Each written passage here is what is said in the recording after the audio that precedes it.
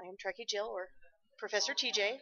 For my segment today, I wanted to do an interview, and I have with me Admiral Dennis Hollinger and Commodore Richard Henline of Starfleet Command's 7th Fleet.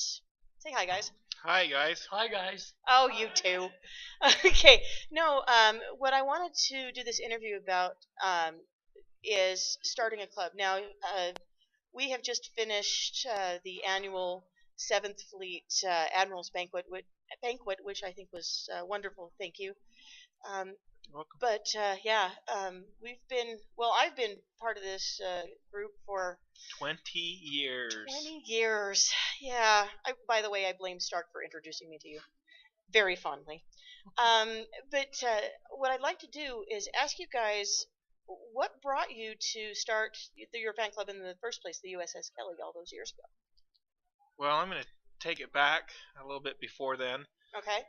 When I was in high school, well, I'll go back just a little further than that. During my grade school time frame, I had a very close next door neighbor that I used to hang out and do everything with. I thought we would be friends forever.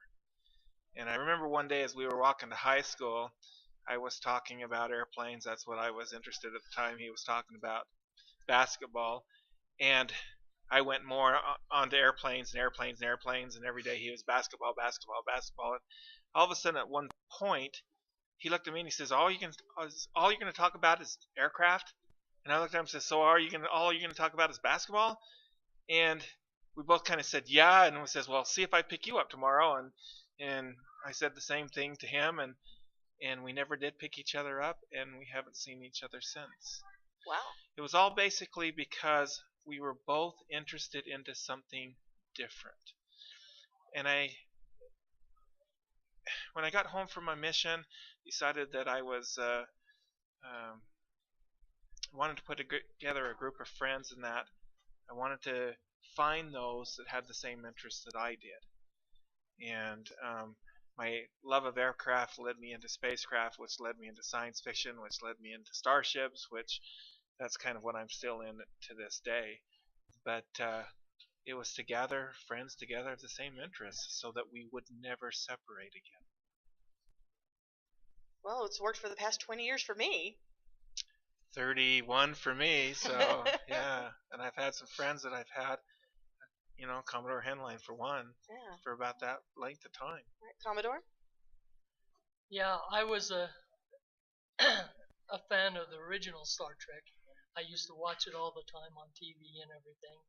And when it got into reruns, I was watching that all the time. And I was just like a lot of people who just loved Star Trek. And my wife had started to work for a gas company, and one of the guys I started talking to, and he says, you ought to meet the captain. He knows everything about Star Trek. And I said, really? I thought I knew everything about Star Trek. And we met and started talking, and we decided that we wanted to share our common interest with some other people and see who just was out there that wanted to have some fun with our common interest. And he's found out that I did know more about Star Trek than him. He's lost every Haagen-Dazs contest that we've ever gotten into. So, For those not in the know, very quickly explain the Haagen-Dazs contest. Basically, we used to test each other on trivia knowledge, all based upon whoever knew the most trivia in that contest owed the other one a Haagen-Dazs. That was kind of our favorite ice cream at the time. And I've never had to pay one yet, so... That's because you never did pay. I think you still owe me for some. Yeah. Well, okay, it's nice to see that we can have such lasting friendships through the clubs and things. Okay, so that's the reason you started the club. So what about running the ships, the clubs? What do you mean? Being a captain, how did that translate into some things that the Kelly had done and the growth and into the 7th Fleet, how you became an admiral, and what's going on now? What's the difference, really? Well, I didn't want to be admiral. I actually enjoy being captain. That statement where um, Admiral Kirk tells Captain Picard, "Don't ever let him promote you, because while you sit in the center seat, you can make a difference."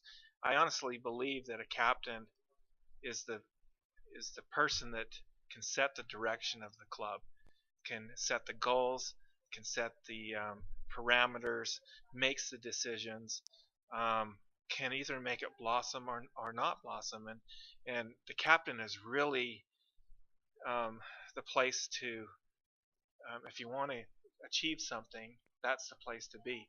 The Admiralty is we advise, we help, we support, you know, we give answers as captains come in and ask for, ask us questions, but really we don't get to do as much of set the direction, and engage.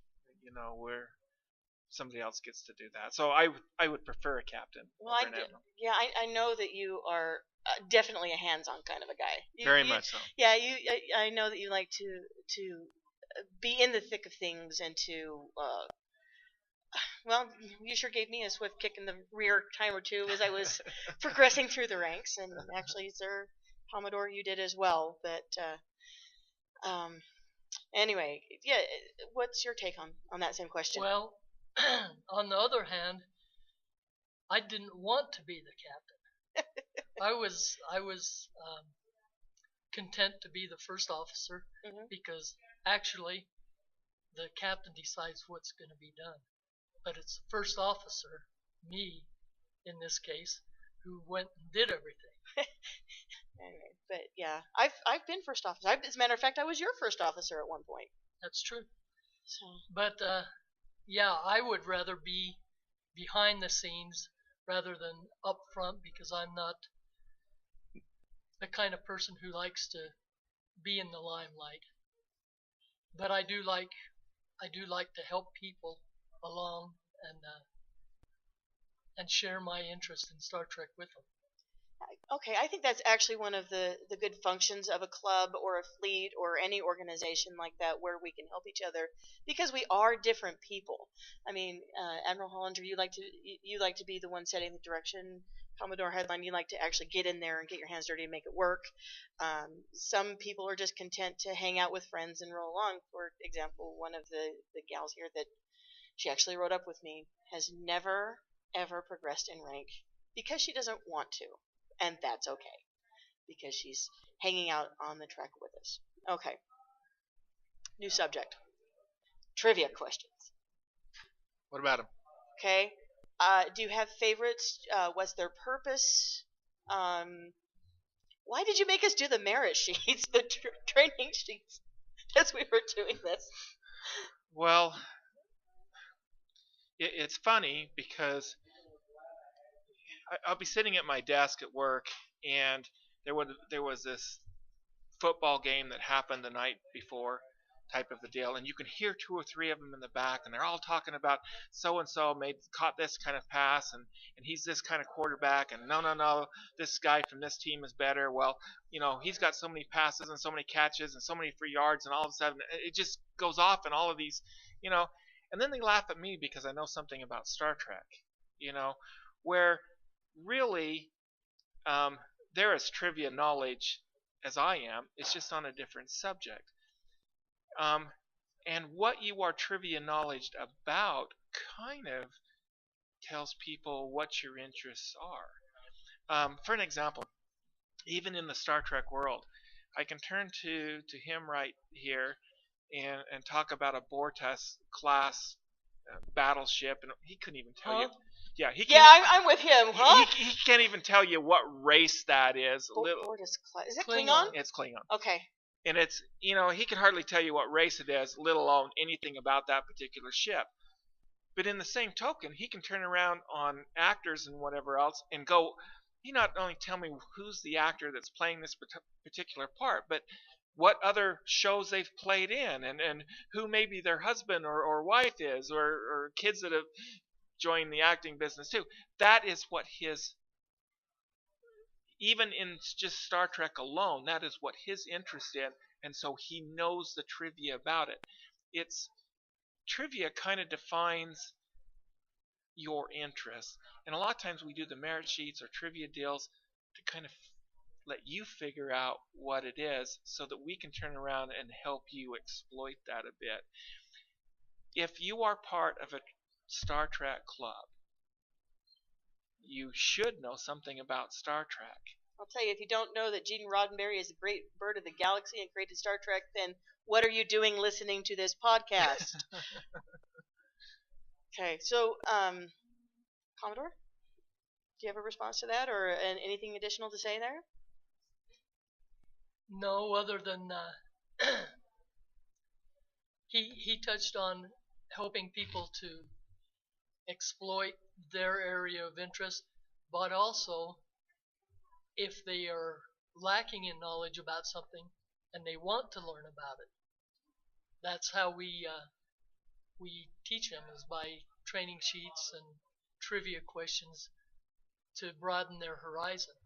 You know, it's funny that we'd go to a convention Mm-hmm.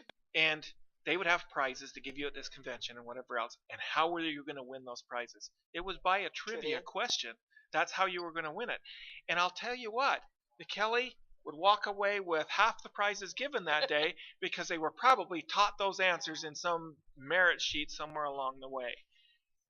Speaking of trivia questions, there's one that you would always pull out based on the original series Yes, episode, it is. City on the Edge of Forever.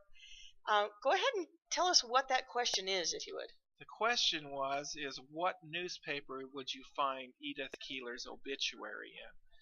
The reason being is that it comes across the screen. It's not set or anything. You have to watch the screen, and it's a very small detail that's on this paper. And it's one of those questions where most people would know who Edith Keeler was. We had tied into City for the Edge of Forever. They remember the face on the obituary. I mean, it's right there. But we never looked up to see that it was the Star Dispatch. It's on the tricorder screen for just a moment. That's where you can find it. Okay. So the Seventh Fleet kind of grew out of the Kelly, because several of us progressed through the ranks, including Stark, and broke off and had their own ships, and then tell us a little bit about how that came about, because I'm not articulating it very well. Well, I think you did fine there.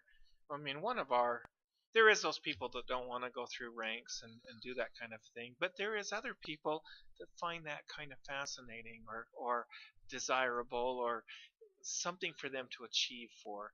And you know, if somebody wants to earn a rank and stuff, we've always felt like to actually earn it rather than pin it on their collar meant more to them, and they took more pride into it. And part of our goal is to build pride with the members of our group. But you know what? You can only bring them up so far to where you need to make them, to make that next step and become captain of their own starship. And we hope that by the time they've reached that, they've been in enough command situations, they've learned enough trivia, they've earned enough respect from those people around that people would say, hey, I would like to follow him in the direction that he would like to go, and let them take their own adventure and that kind of thing. And so it'd be wrong for me to hold them back. But it's also a compliment, or it has been a compliment for me, that as each of these ships have broken off of the Kelly, and even some of the ships that have just associated with the Kelly, like the USS Rendezvous, Mm-hmm. who turned around and looked at me and says, "We like what you've done, and we still want you to lead, and be that bond that links us all together." And so it was a compliment for them to put me in as admiral and continue to associate not with just the Kelly, but a bunch of groups out there, and I've enjoyed those associations. I have too. It's one of the reasons I had to make sure I came today. Any other comments, Commodore? Well, like he said, we want to allow everyone to have the chance to do what they want. If they do everything that they need to do to become a captain to earn that rank, we definitely want them to take that ship and make it their own and become one of our sisters rather than being under us to basically broaden our horizons. Okay, great.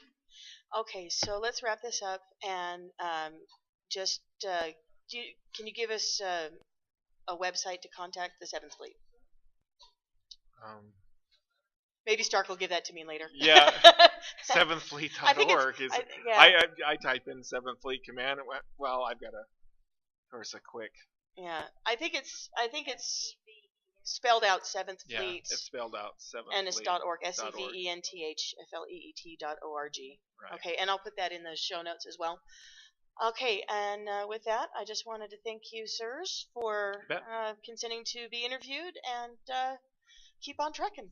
You bet. All right, Thank you. thank you.